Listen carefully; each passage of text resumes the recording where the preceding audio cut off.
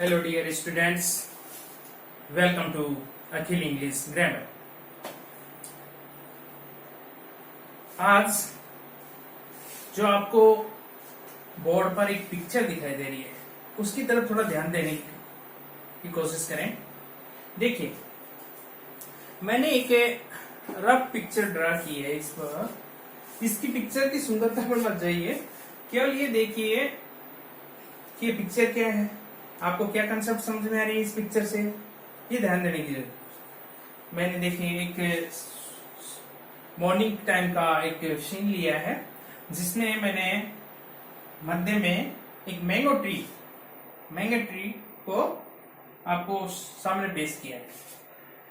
अब हम इस मैंगो ट्री को देखने के बाद में हमारा जो सबसे पहले ध्यान जाता है, हमारा जो अट्रैक्शन होता है वो इसके येलो कलर के फ्रूट्स हैं जो बहुत डिलीशियस हैं, उनकी तरफ जरूर जाता है, बहुत जरूर जाता है, जाएगा सभी का जाता है। ये जो फ्रूट्स हैं, ये सारे, इन पर सभी का फोकस होता है, सभी का ध्यान जाता है, सभी अट्रैक्ट होते हैं इससे। ये फ्रूट्स हैं क्या? ये फ्रूट्स लगे हुए कहां पर हैं? कुछ टहनियां हैं, शाखाएं हैं, ब्रांचेस हैं, और वो सब ब्रांचेस किस पर टिकी हुई हैं? एक जो ट्रंक है, तना है, पेड़ का जो मजबूत सत है, वो विधि में दिखाई दे रहा है कि ये सब इस पर आधारित हैं।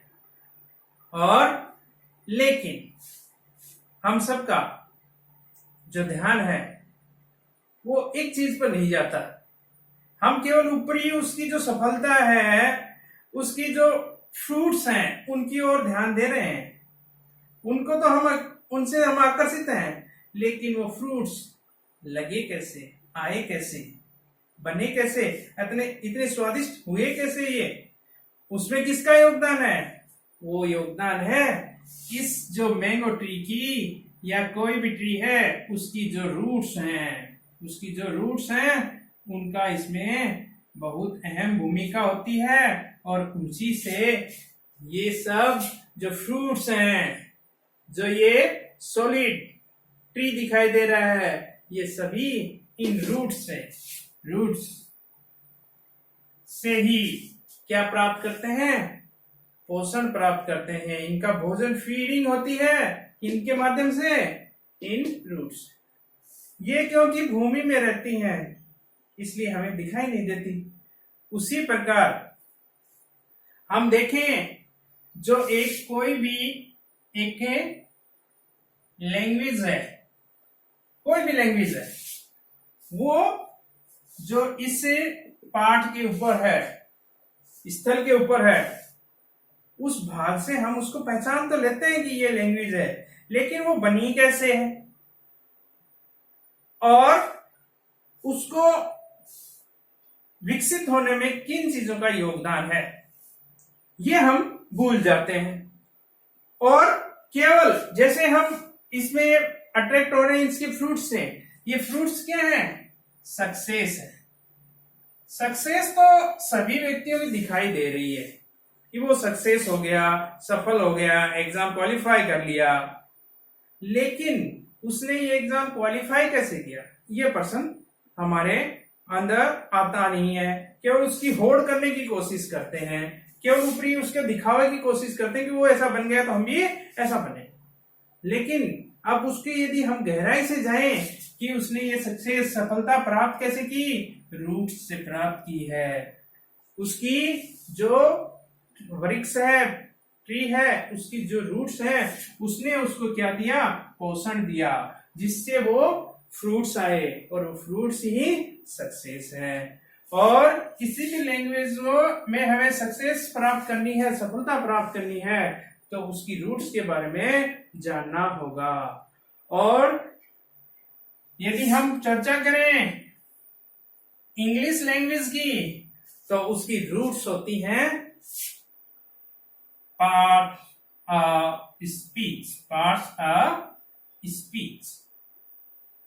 ऑफ स्पीच है, वो इंग्लिश लैंग्वेज की रूट्स हैं, जड़ें हैं।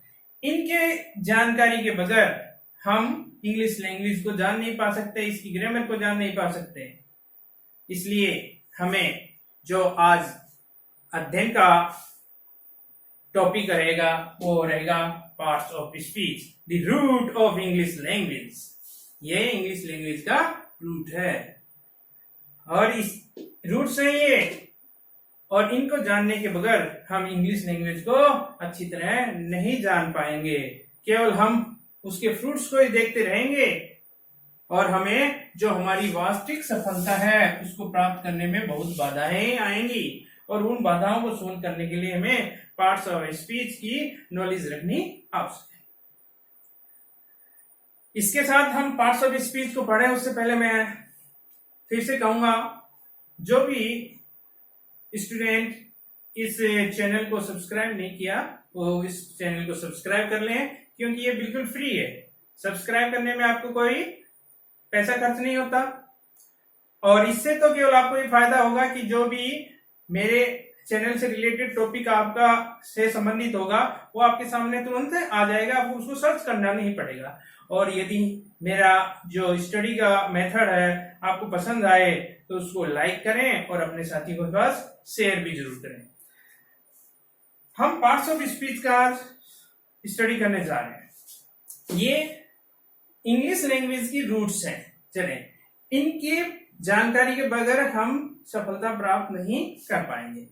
इंग्लिश लैंग्वेज की जो पार्ट्स ऑफ स्पीच हैं इनको कहेंगे part of speech, parts of speech. इसकी फोनेटिक्स ट्रांसक्रिप्शन है कि इसको पढ़ा कैसे जाता है, इसको बोला कैसे जाता है, ये डिटेल है। इसको बोलेंगे पार्ट ऑफ स्पीच। मैं इसको अब बोल रहा हूं, अब क्यों बोल रहा हूं, जबकि नॉर्मली लोग इसको ऑफ बोलते हैं। तो सही कौन सा है? देखिए, ये दो वर्ड है, इसको भी ऑफ बोलते हैं, इसको भी ऑफ बोलते हैं। तो क्या हुआ, डिफरेंस क्या है? दोनों प्रीपोजिशन के रूप में यूज हो सकते हैं। देखिए, ये ऑफ नहीं होता, ये अ यह होता है या ओ, और ये होता है ऑफ। इसका मीनिंग नॉर्मली होता है बंद करना या किसी चीज से पृथक होना, और इसका मीनिंग होता है का, के, की, अर्थात संबंध बताने के लिए यूज होता है प्रीपोजिशन। अब देखें, ये तो अलग मैटर रह गया। हमारा जो अध्ययन का बिंदु है आज, स्टडी का पॉइंट है parts of speech. The parts of speech, the parts of speech are 8 in number. जो ये पार्ट्स ऑफ स्पीच हैं, संख्या में केवल 8 हैं, केवल 8 ही हैं। कुछ बुक्स ने अलग अलग डेफिनेशन दी है, लेकिन जो स्टैंडर्ड बुक्स हैं जो कैम्ब्रिज यूनिवर्सिटी की हैं, ऑक्सफोर्ड यूनिवर्सिटी की हैं, उनके अकॉर्डिंग केवल इनकी संख्या 8 है। जो हम आगे डिटेल में स्टडी करेंगे तब आपको पता चल जाएगा कि क्यों ये 8 है। अब थोड़ा सा आपको एक बात और बता दी जाए, इसमें पार्ट्स का मीनिंग क्या होता है, भाग, ये सब जानते हैं आप। स्पीच का अर्थ होता है कथन या वाक्य, या वाक्य, कथन या वाक्य है इसके संदर्भ में। अर्थात कथन के जो भाग हैं वो सब क्या होते हैं, पार्ट्स ऑफ स्पीच होते हैं। चाहे उसका छोटा से छोटा वर्ड है वो भी पार्ट्स ऑफ स्पीच का एक पार्ट है, भाग है। और वो संख्या में कितने हैं, वो संख्या में केवल 8 होते हैं, उनके प्रकार केवल 8 है। उनकी फिर सब डिवीजन अलग होते हैं, वो हम आगे डिस्कस करते रहेंगे। जो पार्ट्स ऑफ स्पीच है कथन या वाक्य के भाग होते हैं। हमें डेफिनेशन लर्न करने की आवश्यकता नहीं कंपटीशन के लिए या किसी एग्जाम के लिए।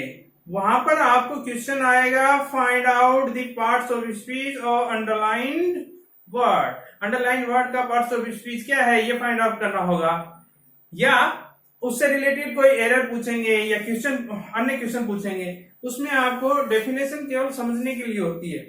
तो आपको यदि हमारी खुद की लैंग्वेज जो है उसको समझ लेंगे तो अच्छा रहेगा। उसकी कंसेप्ट अवधारणा है वो समझना बहुत आवश्यक है। यदि हम कंसेप्ट समझ लेंगे तो हर क्वेश्चन सोल्व करेंगे confirm. Parts of speech only 8 in number, संख्या में केवल 8 है। दीज आर, देखिए, first noun, second pronoun, third verb, fourth adverb,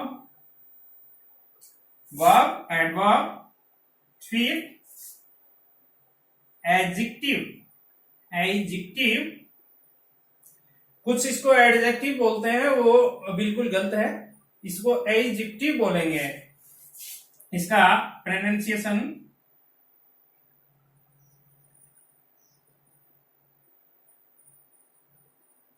ये होता है एडजेक्टिव। सिक्स्थ है एडजेक्टिव हो गया प्रेपोजिशन, प्रेपोजिशन, प्रेपोजिशन, कुछ इसको प्रीपोजिशन भी बोलते हैं लेकिन प्रेपोजिशन। 7 conjunction, conjunction. 8 interjection.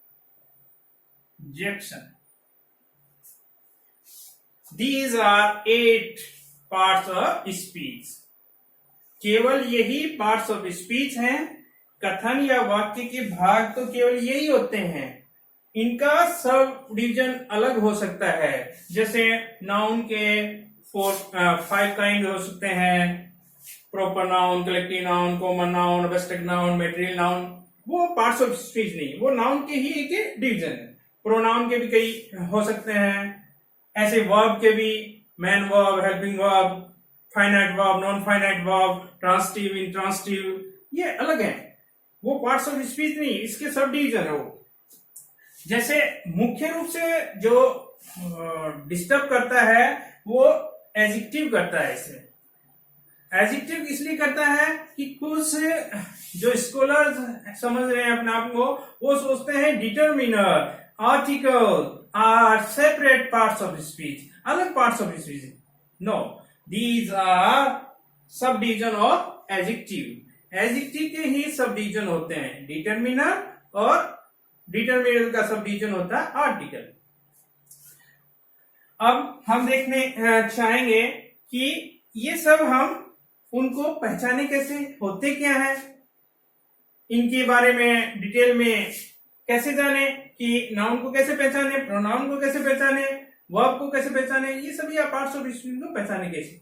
इन सब की स्टडी हम सेपरेटली अलग टॉपिक के सब टॉपिक के रूप में करेंगे। जैसे नाउन की स्टडी करेंगे, वर्ब की करेंगे, एडवर्ब की करेंगे, सबकी डिटेल स्टडी आएगी आपकी। वर्ब की करेंगे जब आपको बताया जाएगा ट्रांसिटिव, इंट्रांसिटिव, ऑक्सिलरीज क्या होती हैं, finite verb, non finite verb क्या होती हैं, और उनका यूज कैसे होता है, उनमें एरर्स क्या आ सकती हैं, ये सब आगे स्टडी करेंगे। इससे पहले हमें ये समझना है कि जो पार्ट्स ऑफ स्पीच है,